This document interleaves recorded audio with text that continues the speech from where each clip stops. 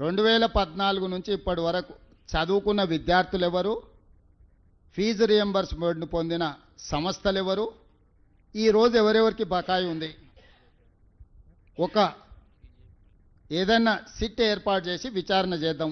2014-15 చంద్రశేఖరరావు గారు అసెంబ్లీలో మాట్లాడి ఒక విజిలెన్స్ అండ్ ఎన్ఫోర్స్మెంట్ను అపాయింట్ చేసి నివేదిక ఇచ్చిండ్రు. ఆ నివేదికను ఎందుకు తొక్కిపెట్టారు చర్యలు తీసుకోకుండా? దాని మీద కూడా చర్యలు తీసుకుందాము. నేను ఆ కళాశాల యజమానులను, మీరు వ్యాపారం చేసుకుంటారు, మీరేం సేవ చేస్తలేరు, మీ వ్యాపారంలో మీరు ఎంత సంపాదించిండ్రు, మీరు ఎట్లా సంపాదించుకుంటుండ్రు, ఏమేం జరిగింది అనేది అందరికీ తెలుసు. రాజకీయ ప్రేరితమైన స్టేట్మెంట్లు అధికారులను తిట్టడంతోనే మీకేం ఫీజు రియంబర్స్మెంట్ రాదు. ప్రభుత్వానికి ఉన్న అప్పుల్లో 35 సంవత్సరాలు ప్రభుత్వంలో సేవలు అందించిన అధికారులకు కూడా వాళ్ళ రిటైర్మెంట్ బెనిఫిట్స్ను విడతల వారికి ఇస్తున్నాము.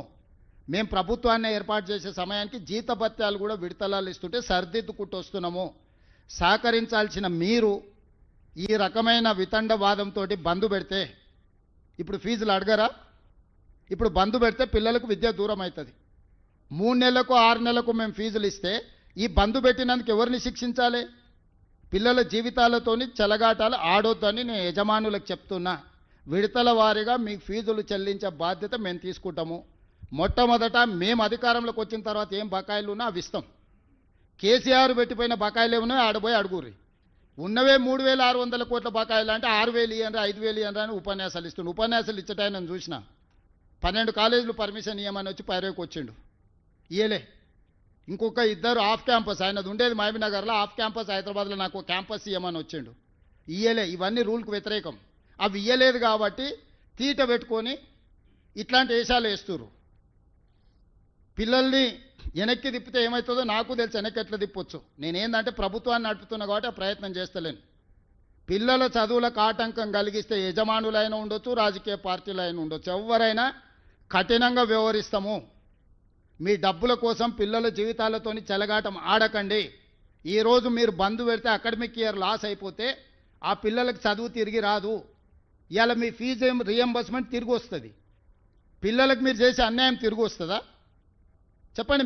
మీరు కూడా మీ పిల్లలు పోతున్నారు, మా పిల్లలు మీ పిల్లలు అందరూ చదువుకుంటారు. ఇవాళ పిల్లలకు చదువు చెప్పకుండా కళాశాలలు బంద్ పెడితే 3 నెలల తర్వాత ప్రభుత్వం నిధులు ఇచ్చింది అనుకో. ఇప్పుడు ఈ విద్య దూరమైన పిల్లలు ఏం కావాలి? ఏం కావాలి చెప్పండి? ఫేస్ రికగ్నేషన్ పెట్టిన పిల్లలకు టీచర్లకు తప్ప, ల్యాబ్లు ఉన్నాయా లేవా పరిశీలించమని చెప్పిన తప్ప, టీచర్లు ఉన్నరా లేరా చదువు చెప్పేటోళ్ళు ఉన్నరా లేరా చూడండి అని చెప్పిన తప్ప, భవనాలు ఉన్నాయా లేవా చూడండి అని చెప్పిన తప్ప, పరిశీలించడానికి వెళ్తున్నాం మేము. ఎవరి మీద కేసులు కట్టలేదే, పరిశీలనకే రాని మేము తాళాలు వేసుకొని పోతామంటే ఏ రకమైన వ్యవహార శైలితో ఉన్నారు మీరు చెప్పండి? మీరే పిల్లల తల్లిదండ్రులు, మీ పిల్లల కోసమే కదా. ఈరోజు నాణ్యమైన విద్య అందించడానికి ఫీజు రియంబర్స్మెంట్ ఇస్తున్నాం. మీరు విద్యనే అందించం బంద్ పెడతామని అంటే ఇంకా మీతో చర్చించడానికి ఏముంది? విడతల వారీగా నిధులు విడుదల చేస్తాం. నిధులకి ఇబ్బంది లేదు. ఉన్న పరిస్థితుల్లో అన్నిటినీ సమన్వయం చేసుకుంటాం. వెల్ఫేర్ హాస్టల్స్ ఉన్నాయి, ఎడ్యుకేషన్ ఇన్స్టిట్యూట్స్ ఉన్నాయి. ఈరోజు అందరినీ సమన్వయం చేసుకోవాలి.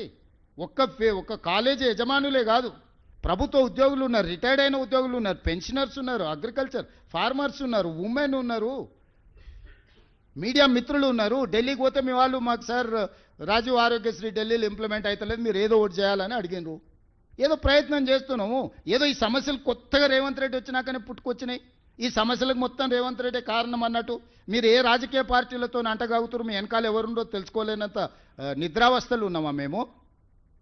మాట్లాడుతున్న 3-4 పేర్లు తీయండి, వాళ్ళు ఏమేమి అడిగినో గవర్నమెంట్ను చూడండి. అవి ఇయ్యనందుకే కదా మీరు ఇవన్నీ చేస్తున్నది. బ్లాక్మెయిల్ చేస్తుర్రా గవర్నమెంట్ను? మీ కాలేజీలో ఏమున్నది ఏం లేదు, మీరు ఎట్లా తీసుకుంటారో, ఎన్ని షిఫ్టింగ్ అడిగిండో వాళ్ళ నాయకుడు అనేటాన్ని, ఎన్ని కాలేజీలు షిఫ్టింగ్ అడిగిండు, మూతబడ్డ కాలేజీలకు ఎన్నిటికి పర్మిషన్ అడిగిండు. ఇవ్వకపోతే ఈరోజు దాన్ని అడ్డం పెట్టుకొని ఎవరెవరు ఆఫ్ క్యాంపస్లు అడిగినారు, ఎవరెవరు కొత్త కాలేజీలు అడిగారు, ఎవరెవరు ఏం అడిగినారో నా దగ్గర లిస్ట్ ఉంది. ఈ తమాషాలన్నీ పనికిరావు. వాళ్ళు ఏదో అనుకుంటారు పిల్లల్ని రెచ్చగొడతామని. నేను సంఘాలకు కూడా విజ్ఞప్తి చేస్తున్నా, దయచేసి మన పిల్లలే వాళ్ళు. స్కూళ్ళు కాలేజీలు బంద్ పెట్టి ఏదో చేస్తాం అనుకుంటే మాత్రం అది పిల్లలకు అన్యాయం జరుగుద్ది. ప్రభుత్వం దగ్గర నిధులు ముందల పెడతాం. ప్రతి నెల నాకు 18,500 కోట్ల రూపాయల ఆదాయం ఉంది. దీంట్లో జీతభత్యాలు ఏమి ఇవ్వాలి, వెల్ఫేర్ ఏం చేయాలి, డెవలప్మెంట్ ఏం చేయాలి, వాళ్ళనే వచ్చి కూర్చొని చేయమని చెప్తున్నా. నేను మీకు కూడా కమిటీలు వేస్తా. 18,000 నుంచి 18,500 కోట్ల కంటే ప్రతి నెల రాష్ట్ర ప్రభుత్వానికి ఆదాయం లేదు. 6,500 కోట్ల రూపాయలు ప్రభుత్వ ఉద్యోగులకు జీతాలు పెన్షన్లు ఇవ్వడానికి పోతున్నాయి. 6,500 నుంచి 7,000 కోట్ల రూపాయలు చంద్రశేఖరరావు గారు చేసిన అప్పులకు అసలుకు మిత్తికి రిజర్వ్ బ్యాంక్ అట్నుంచి అటే పోతుంది. నన్ను అడగను కూడా అడగరు, ఆటోమేటిక్గా పోద్ది. 13,000 కోట్ల యావరేజ్గా పక్కా ఖర్చు. ఇక మిగిలిందే 5,500 కోట్ల రూపాయలు. 5,500 కోట్ల రైతు రుణమాఫీ ఏం చేయాలి, రైతు భరోసా ఏమి ఇవ్వాలి, ఆర్టీసీ బస్ ఏమి ఇవ్వాలి, షాదీ ముబారక్ ఏమి ఇవ్వాలి, కళ్యాణ లక్ష్మి ఏమి ఇవ్వాలి, పెండింగ్ ప్రాజెక్టులను ఏం కట్టాలి, రిటైర్మెంట్ ఉద్యోగస్తులకు పెన్షన్స్ లేకపోతే వాళ్ళ రిటైర్మెంట్ బెనిఫిట్స్ ఏమి ఇవ్వాలి, పిల్లల ఫీజు రియంబర్స్మెంట్ ఏమి ఇవ్వాలి, సీఎం రిలీఫ్ ఫండ్ ఏమి ఇవ్వాలి, ఏమి ఇవ్వాలి? ఉన్నదే 5,500. దాని మీదనే సాము చేస్తున్నాము, నిత్యం తల బద్దలు కొట్టుకుంటున్నాము. సహకరించాల్సింది పోయి ఆదాయం ఉంటే మేము ఆపుకుంటున్నాం. వాళ్ళనే కమిటీ ఏమనుంది, వాళ్ళ చేతికే చిట్టి అప్పచేస్తారు. రేపు 3 నెలలు, డిసెంబరు, జనవరి, ఫిబ్రవరి, మార్చి 4 నెలల ప్రణాళిక వాళ్ళనే ఏమన్నారు. మొత్తం ఆదాయం వాళ్ళకి అప్పచెప్తాం. గల్లపెట్ట కాడ వాళ్ళనే కూర్చోబెడతాం. కాలేజీలో చదువులు చెప్పేటోళ్ళు మేనేజ్మెంట్లు తెలిసిన వాళ్ళే కదా, వాళ్ళ వెనకాల ఉన్నోళ్ళు వాళ్ళు కూర్చొని 18,000 నుంచి 18,500 కోట్లు ఏదైతే మనకు ఆదాయం వస్తుందో దేనికి ఖర్చు పెట్టాలని చెప్పండి. జీతాలు ఆపాలనా, బ్యాంకు మిత్తులైతే మనం ఆపినా ఆగదు, రైతు భరోసా ఆపాలనా, షాదీ ముబారక్ ఆపాలనా, కళ్యాణ లక్ష్మి ఆపాలనా, రాజీవ్ ఆరోగ్యశ్రీ ఆపాలి, ఏం ఆపాలనో చెప్పమని వాళ్ళే చెప్పమని. ఏది ఆపితే ఏది ఇవ్వాలి. ఎస్సీ ఎస్టీ బీసీ మైనారిటీ పిల్లలకు వెల్ఫేర్ హాస్టళ్లలో భోజనం డబ్బులు ఆపాలనా, ఏం ఆపాలి? మీరు ఎన్ని డొనేషన్లు తీసుకుంటున్నారు? మీ పిల్లలు చదువుకుంటున్నారు ఇంజనీరింగ్ కాలేజీలలో, మెడికల్ కాలేజీలు, ఎంత డొనేషన్ తీసుకుంటారు మీకు తెలియదా? మీ ఉన్నోళ్ళు సాక్షి కాదా? ఎట్లా వసూలు చేస్తారో వచ్చే సంవత్సరం డొనేషన్లు అది కూడా చూస్తా. ఏసాలు వేసిరు అంటే కుదరదు. ఎవడెవడు ఏ సీట్కి ఎన్ని డొనేషన్లు తీసుకుంటారో మీరు చట్టం మాట్లాడుతున్నారు కదా, నేను కూడా అన్ని చట్టాన్ని అమలు చేస్తా. పక్కడ్బందీకి ఇద్దరం కలిసి తారీఖు పెట్టుకొని మేము ఇద్దరం కలిసి చట్టాన్ని పక్కడ్బందీగా అమలు చేద్దాం. రండి, ముందరికి రండి. మిమ్మల్నే వేస్తా, నేను ఉండను. మీరే మీ జర్నలిస్టులు, సీనియర్ జర్నలిస్టులు ఉన్నారు కదా, మిమ్మల్నే ఒక కమిటీ వేస్తా. Will implement everything. మరి ప్రభుత్వ ఉద్యోగస్తులకు ఒక నెల జీతం ఆపుదామంటే ఆపుదాం. 6,000 వస్తే మొత్తం వీళ్ళ పైసలని ఇచ్చేద్దాం. ఓ నెల జీతం మరి ప్రభుత్వ ఉద్యోగులకు ఆపుదామంటే చెప్పండి రీ. అరే అర్థం పర్థం ఉండాలి. బెదిరించడానికి, బ్లాక్మెయిల్ చేయడానికి నోరు ఉంది కదా అని ఏది పడితే అది మాట్లాడితే అధికారులను తిడితే అధికారులు ఏం చేస్తారు? అంటే మీరు అడ్డగోలుగా వేస్తే ఏది పడితే సంతకం పెడితే ఒకడొకడు ఎట్లా ఫీజులు పెంచుకొని వచ్చిండ్రు. వాళ్ళ లెక్కలు చూస్తే అసలు కళ్ళు తిరిగిపోయినాయి నాకే. విద్య వ్యాపారం కాదు, విద్య సేవ. విద్యను వ్యాపారంగా చూసి వ్యాపారం తెలివితేటలు మెలుకోవాలని ఇంట్లో పెట్టి గెలుకుతామని అంటే అదేం కుదరదు. కొన్ని రోజులు ఇబ్బంది అయితే ఇబ్బందిని ఎదుర్కొంటాము. నేను కూడా ప్రజలందరికీ విజ్ఞప్తి చేస్తా, ఏం జరుగుతుందో. ప్రభుత్వ ఉద్యోగులు కూడా ఆలోచన చేయండి. మీరే మీ దగ్గరనే ఉంది కదా ఫైనాన్స్, నా ఇంట్లో ఏముండదు కదా నగదు, లెక్కలన్నీ అక్కడనే ఉన్నాయి. అర్థం పర్థం లేకుండా మాట్లాడి ఏది పడుతుంది మాట్లాడి, ఎట్లా పడితే అట్లా మాట్లాడి మీ వెనకాల రాజకీయ పార్టీలు ఉన్నాయని చెప్పి మీరు ఏది పడితే అది మాట్లాడతారా?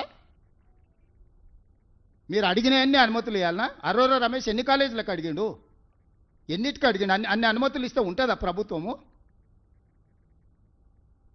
ఆ జయప్రకాష్ ఆయన మహబూబ్నగర్, ఆయన కాలేజ్ మహబూబ్నగర్లో ఉంటా, హైదరాబాద్లో క్యాంపస్ పెట్టుకుంటాడంట, అనుమతి ఇవ్వాలంట ఆయనకు. ఇవ్వకపోతే బ్లాక్మెయిల్ చేస్తాడంట. ఇదా ఎట్టకెళ్ళి తెచ్చేయాలి నేను? నీ ఉన్న కాలేజేడా, నువ్వు నడుపుతున్నదేడా, నీకు ఆఫ్ క్యాంపస్ ఏడు ఇవ్వాలి? ఇక దీని వెనకాల ఉన్న బీజేపీ నాయకులు ఏం అడిగిరో నాకు తెలుసు కదా, ఏమి ఆఫ్ క్యాంపస్లో అడుగుతారు, ఏం అడ్డగోలుగా చేస్తేనేమో మంచోడు. కనీసం చట్టాన్ని కొంచెం అమలు చేద్దామంటే మేము ధర్నాలు చేస్తాం, దీక్షలు చేస్తాం, రోడ్డు ఎక్కుతాం.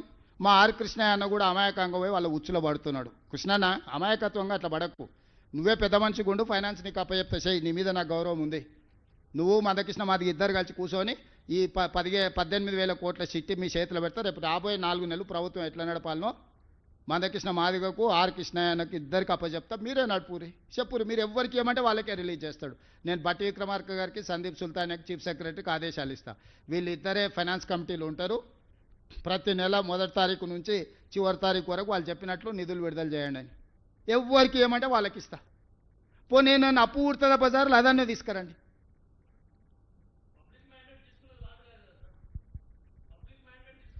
అవునా 3 లక్షల కోట్ల అప్పు ఉందంటే మ్యాండేట్ తీసుకొని చెప్పినాం. 8 లక్షల కోట్లు అయింది. సూరజ్ నువ్వు కూడా అందులో భాగస్వామివి. ఇక నువ్వు కూడా ఇట్లా ప్రశ్నిస్తే ఎట్లా? ఎవరన్నా ప్రశ్నిస్తే అర్థం ఉంది కానీ సార్ సార్ సార్